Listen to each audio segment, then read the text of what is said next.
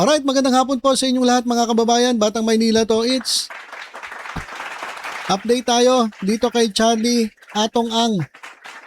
O siya po ngayon ay pinaghahanap na ng mga pulis. Kasama yung 17 na na-issuean po ng warrant of arrest ng korte dyan po sa Laguna. So si Atong Ang pati yung 17 ay meron na pong warrant of arrest in connection with the case of missing Sabongeros. Dahil din po ito sa sa paggurgor sa mga biktima because of game fixing. At yung kanilang katawan di umano ay diyan sa sa lake. Huwag na natin bagitin yung lake.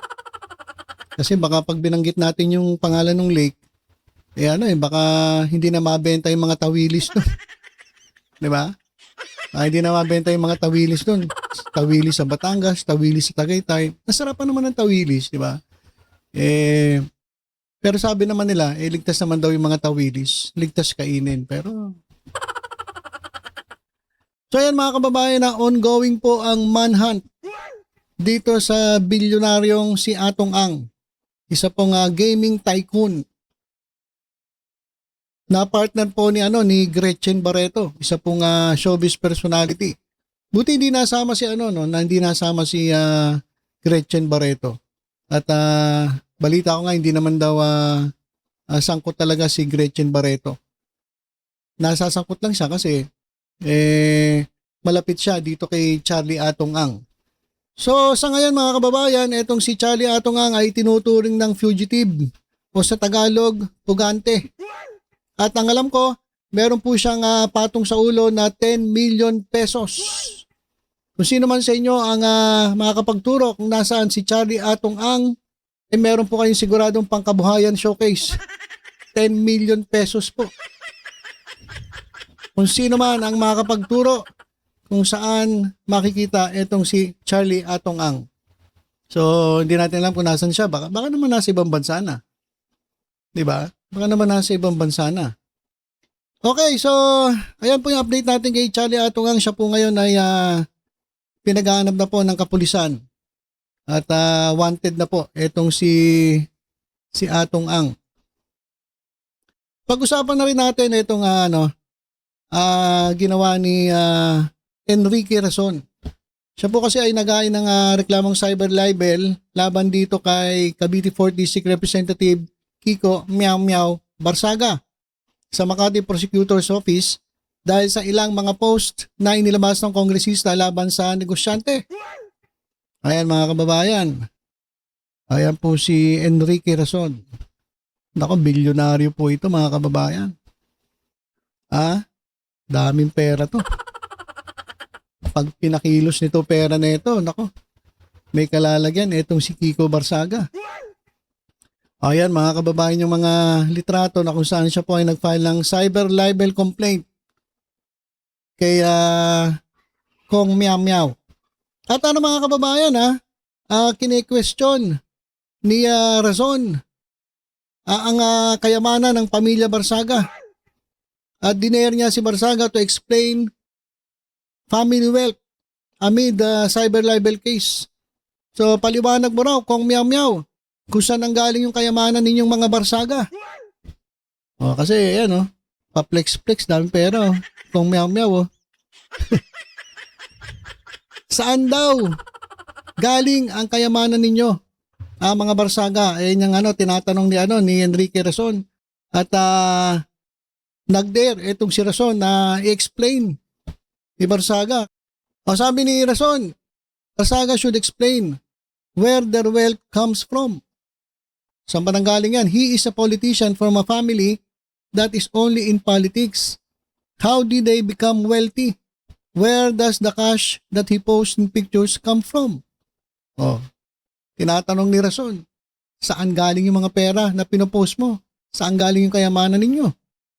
Kasi si Razon, kayang-kaya niya sabihin kung saan nanggaling dahil negosyante ito. Alam naman natin kung paano yumaman to. Yung mga Barsaga raw. Kayo mga Barsaga, saan galing kayamanan ninyo? Wala naman daw kayong pinagkakabalahan. maliban sa kayo'y isa sa mga political dynasty dito sa bansa. So saan galing yung pera? Saan galing yung kayamanan ninyo, mga Barsaga? Ayun yung tanong ngayon ni Enrique Razon. Pagkatapos niyang mag-file ng cyber libel complaint dito kay Kiko Barsaga. Bakit ba siya nag-file ng cyber libel complaint? Kasi nga, sabi ni Kiko Barsaga, ito raw si Enrique Razon, ang mastermind ng korupsyon dyan sa House of Representatives sa Kongreso. Mabigat yun, mga kababayan. Hindi basta-basta tao lang to si Razon. Ako, bilyonaryo ito. Kung paramihan ng pera na legal, dito kayo kay Razon. Kasi pag mga politiko, yung mga pera ng politiko, alam na eh. Kapag mayaman ng politiko, alam na kung saan galing. So, ayan mga kababayan. Nakasuhan na naman si Barsaga na hindi pa nakakabalik. Meron na ng mga kakaharaping issue. Miyaw-miyaw kasi ng miyaw-miyaw. Walang tigil kakamiyaw-miyaw kasi. So ayan mga kababayan, at ito matindi dyan.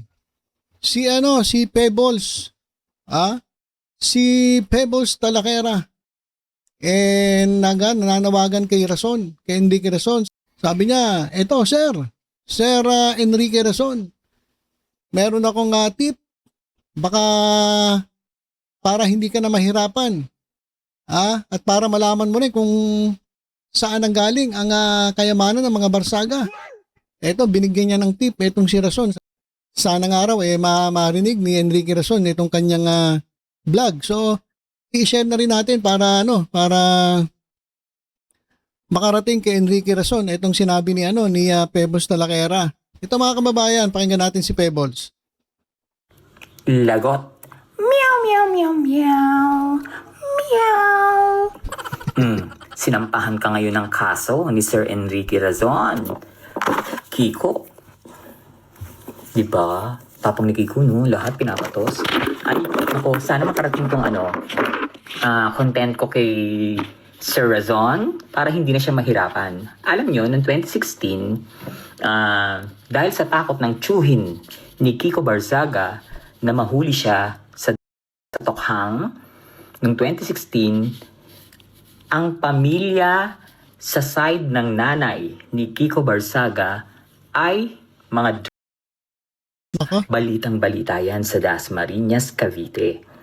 Lalo na yung lola ni Kiko Barzaga na nanay ni Mayora Jenny na dating kapitan lang ng barangay ay nakatira ngayon sa Orchard, isang kilalang subdivision sa Dasmariñas, Cavite na merong golf course. Dating kapitan lang ng barangay yan ha. Alam niyo ba noong 2016, yung tsuhin ni Kiko Barzaga ay lumipad papuntang ibang bansa kasi natakot siya na matokhang dahil nga eksena ni Digong is lilinisin niya ang in 6 months at kaya natakot yung tsuhin ni Kiko Barzaga at lumipad papuntang ibang bansa kasi nga naging ang eksena, tinutumba. So natakot siya matumba, ayun, tumakas yung tsuhin. Kiko Barzaga, huwag kang eme. Yung side ng nanay mo, yung kay Mayora Jenny, yung sa lola mo, mga kilala kayong silang diba? Kapitan lang ng barangay yan. Bakit nakatira sa Orchard? Sir Enrique Razon, pa-check nyo po yan. Dating kapitan lang ng barangay ang lola niya ni Enrique. At yung yung mga franchise ng Jerry's Grill, Jollibee, at iba't ibang Burger King, dyan sa may Aguinaldo Highway sa Welcome Dasmariñas. Yan, sa kanila din yan. Di umano. Charot. Sa kanila din yan. Pa-check nyo po. Ang dami nilang business dyan at hindi nagbibigay ng permit yung si Mayora Jenny sa mga taga Dasmariñas na gustong mag-franchise ng ibang mga ng restaurants. Dahil ang gusto nila sa kanila yan lahat. Yan. At ano pa ba yung nakalagay sa Pebbles Diary ko? Yung Ventura Mall. Yung Ventura Mall na malapit sa De La Salle, sa La Salle University, sa kanila din yan. Sa kay mga may high-rise condo rin yan na yung The One. Yan, sa mga Barsaga din yan na malapit sa EAC at sa SMDC. Paano yan? Sir Enrique Razon, sana makarating sa ito ha, para hindi na kayo mahirapan. Ayan ang sinabi ko na lahat. Si Kiko Barsaga yung mga eksena mo, Diyos ko. Meow, meow, meow, meow. Meow, meow, meow, meow. Di ba yung tatay mo yung lumuhod sa Malacanang? Kay Duterte dahil sa droga. Kasama kasi siya dun sa Matrix, yung sa listahan ng Tokhang list, 'di ba? Gulumbo ko. Katatapos ko na kasi mag-jogging. And maliligo na ako. Ayan na. Ito na. Yung lola ni Kiko Barsaga na nanay ni Mayora Jenny ay may bahay sa Orchard, isang exclusive subdivision na mamahalin na mayroong sariling golf course at yung Ventura Mall na malapit sa De La Salle University. Yan. At saka yung high-rise condo na The One na katabi ng EAC at SMDC. Sir Razon, yan po yung mga ipa-check nyo. Ipa-lifestyle check nyo ang lola ni meow, meow, meow, meow. Meow, meow, meow, meow. Chururut, tasak. Akala mo talaga matino ang pamilya. Yung mga lang din naman sa pagiging tantanan nga ako. Saka, akala mo naman talaga hindi pali. Ay, sorry. Chururut, tasak, Ben.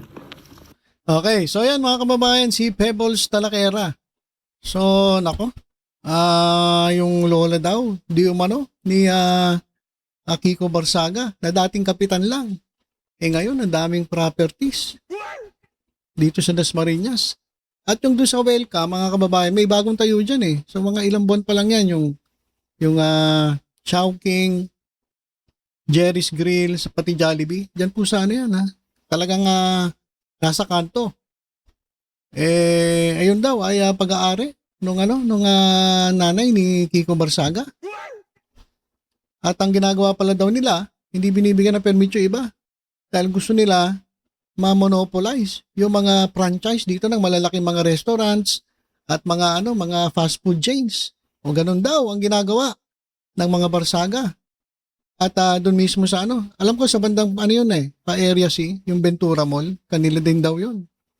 Tapos yung condo o building, malamang dyan yan sa tapat ng Lasal kasi maraming umuupa doon yung The One daw na building. Nako. Kaya talagang ang dami talagang gustong maging politiko no? Dahil meron mo politiko ka, tapos ganon. Kaya iba hindi na nag-aaral nagpo-politiko na lang mas malaki ata ang kita pa sa pagiging politiko Di ba? Sa mag-aaral ka ng 5 taon, tapos gagraduate ka, hirap na hirap ka, minimum, sa uri mo. Pag nagkapitan ka pala, walang iya ang dami mong properties. Pag graduate ka ng ilang 5-year course, nagtrabaho ka, ilang taon mo bago maipon at makabili. Swerte ka pa kung magkaroon ka pa ng ganong kalaking mga properties. Pero pag politiko pala, grabe. Matindi. Ganun pala pag politiko. So yan. May panawagan si Pebbles Talaquera kay Mr. Enrique Razon. Ipa-lifestyle check mo yung lola ni Kiko Barsaga na dating kapitan lang ng barangay. Pati na din si Mayora Jenny Barsaga. Paimbestigahan ninyo. Ngayon na, linatag ko na para hindi na po kayo mahirapan. Noong 2022 elections, hindi dinala ng mga Barsaga si PBBM. Ang dinala nila si Lenny, pero si Sara, dinala nila. Meow. Chururut. Ayan po yung binulgar na ito ni Pebbles Talaquera tungkol sa mga Barsaga na paimbestigahan daw. So hindi pa naman sigurado kung totoo. Kung gusto ni Enrique Razon na mapadali yung kanyang kasi tinatanong nga niya, saan ang galing yung pera ninyo, mga Barsaga? Ito na, binigyan ng tip si ni Pebbles, ito si Razon, para mas madali nga naman na ma-check kung saan galing yung kayamanan. Okay, so yun lang mga kababayan. Ito naman si Atong Ang ay pugante na po. Siya po ay pinaghahanap ng kapulisahan at alam ko may patong po siya ng 10 milyon. So sa mga makakita, instant millionaire. Kung sino man makakapagturo, instant millionaire po kayo. So, yun lang po. Muna mga kababayan, tutok-tutok lang po dito sa Batang Maynila. Tohid sa iba pang updates. Ingat po tayong lahat. God bless po.